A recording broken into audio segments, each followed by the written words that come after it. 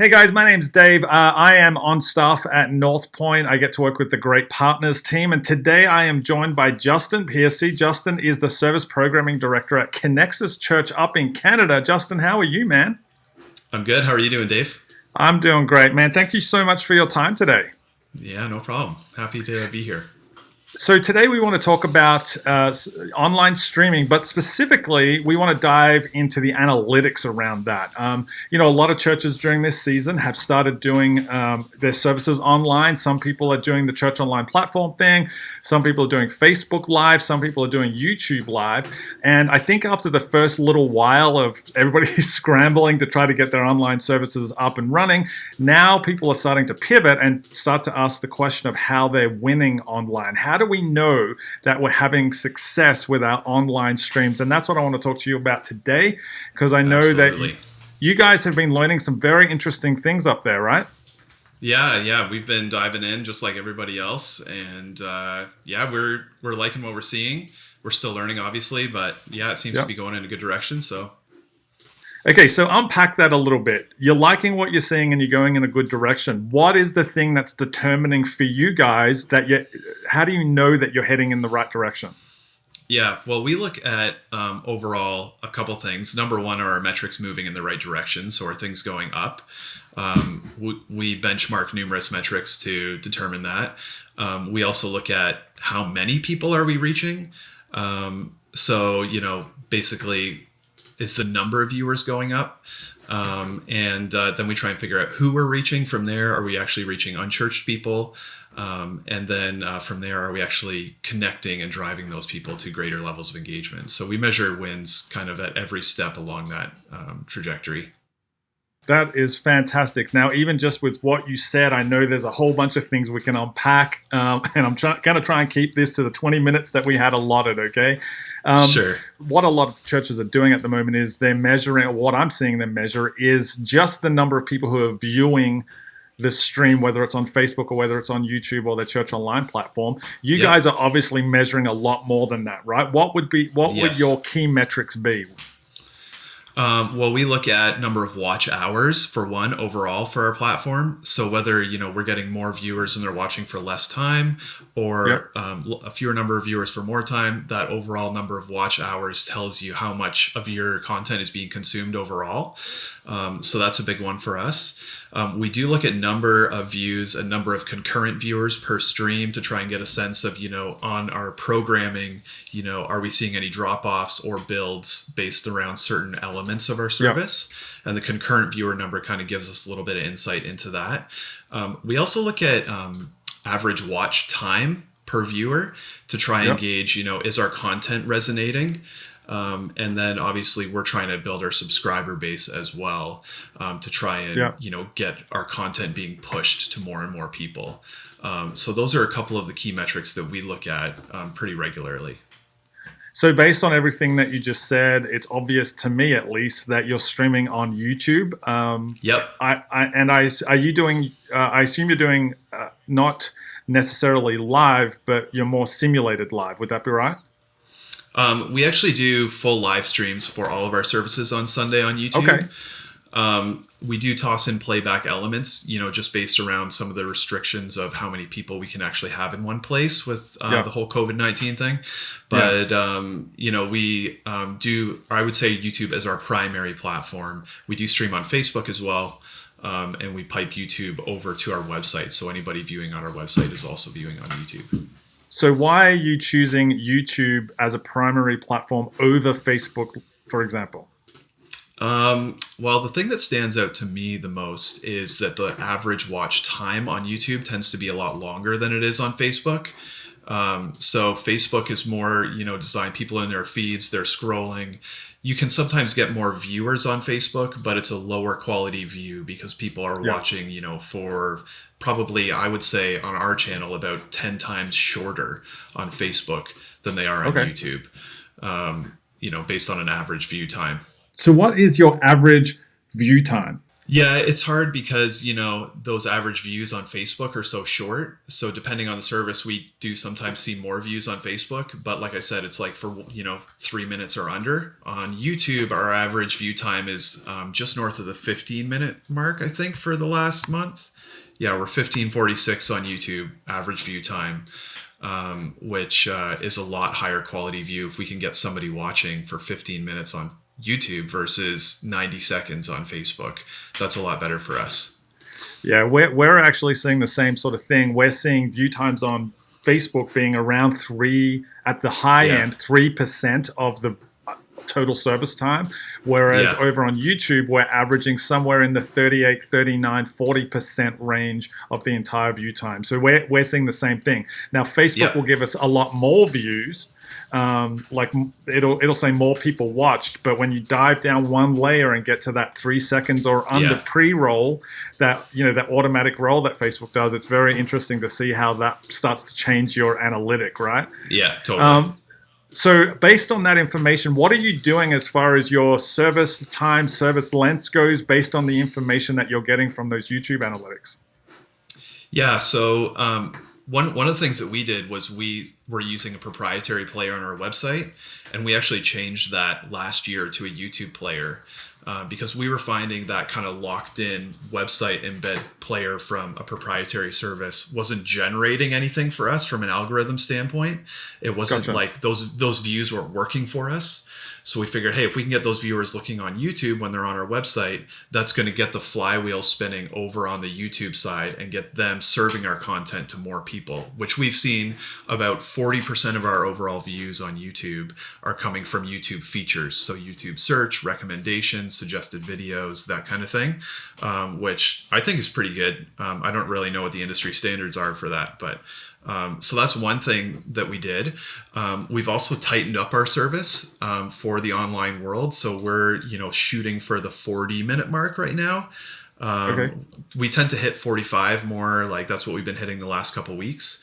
But, if our average view time is 15 minutes, we want to be, it's better to have it, that's a bigger percentage of a 40-minute service than it is of a 65-minute service, for example. Yeah, totally.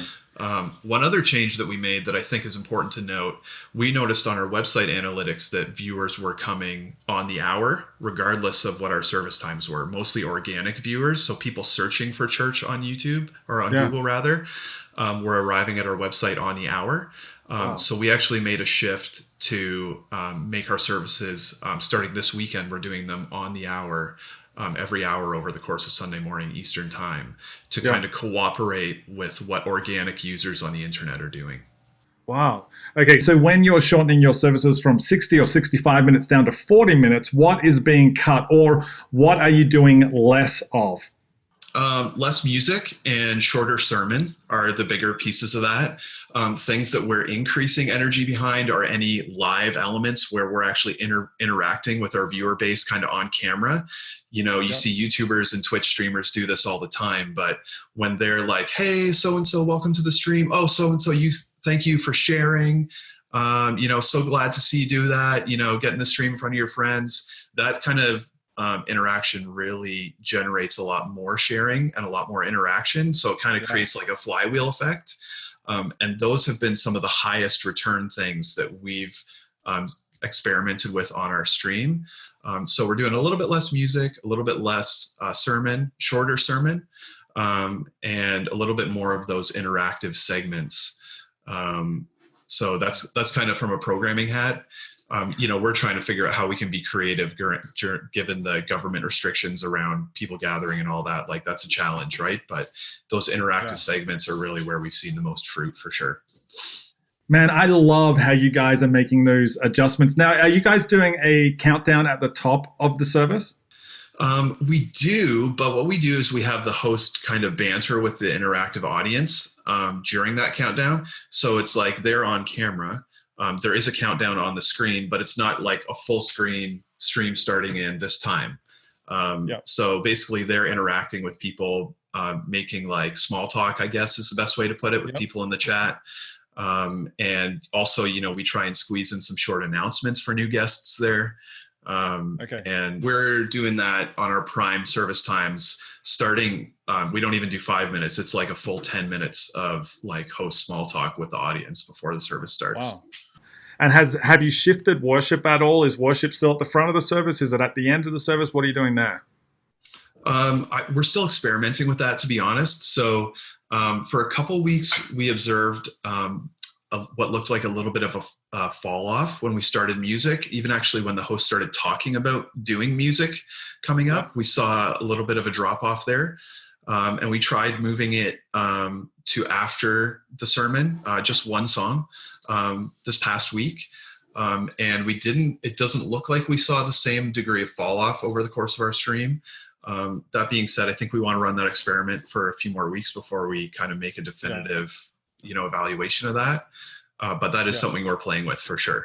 So just to explain, YouTube allows you to watch your videos in Creator Studio along with a graph that shows you exactly when people are dropping out of the video or out of the service. And you guys are using that to make your programming decisions. Yeah, absolutely. And so you're leveraging that to program the next week's service or to cut things from a feed. Yeah, you can make a lot more informed assumptions about your audience, because on your analytics you can see who's coming by organic search, who's coming direct, and you can see what those users are doing. And then when you compare that to your YouTube analytics, you can make a lot more informed decisions than you can when you're just looking at a single metric. So you talked earlier about you're getting a lot of traffic from YouTube recommending your videos, and I know you're being very strategic in playing the algorithm to make it so it does that. Can you explain exactly what you're doing for people? So a couple things. Number one, we use search engine tools to try and name our series what people are already searching, and name our messages even what people are already searching. We'll try and guess what the question is using these tools that the message is going to answer. And we'll title the message and do all our keywording around that. We use a tool called vidIQ around the tagging in YouTube, which is really great. And one other thing that we started doing was just kind of like a casual experiment, and we thought, hey, let's try this, was, we do right now 4 morning services, 4 or 5, I can't remember, we've added a couple. And we actually turned off DVR on YouTube, which allows users to drag the playhead back and forth. So they can't see how long we've been streaming. And we just keep the stream up for the whole morning over the course of all the services. We don't start and stop it. And what that does is it loads all of the viewer engagement into that single stream video. So YouTube thinks it's basically as popular a video as 4 services. And then when we edit that video down inside the YouTube editor at the end of the day, we edit it down to a single sermon to be posted on demand. And then that video has all of those metrics already loaded into that video by the time we post it. So YouTube is already saying, hey, this is a really popular video. It had all these comments. It's got all these likes. It's got all this watch time. So right out of the gate, as soon as we post it on demand, YouTube is saying, hey, this is popular content. I want to show it to more people. And then I think that's how we're kind of getting more of those recommended YouTube search stuff going on. Man, I love that. That is such a great idea. And so when it goes to on demand, when you're moving that live stream to on demand, you're editing everything out except just one of the messages, right? Yeah, all the time between services, all the other services except for the one we're using. So we're taking basically 4 services worth of content and editing it down into just a single sermon and then posting. That's our on-demand content. Real smart. So just to recap, you are basically running one long live stream across the entire morning to get the most out of that content as you live stream. But you're also getting the most out of the content on the front end by keyword optimizing the video before it even is played. I know you're doing a great job of converting new guests. Can you walk us through the process of doing that? So when somebody comes on for the first time onto YouTube, watches it for the first time, what are you doing to connect with them, engage with them, and then ultimately convert them? Yeah.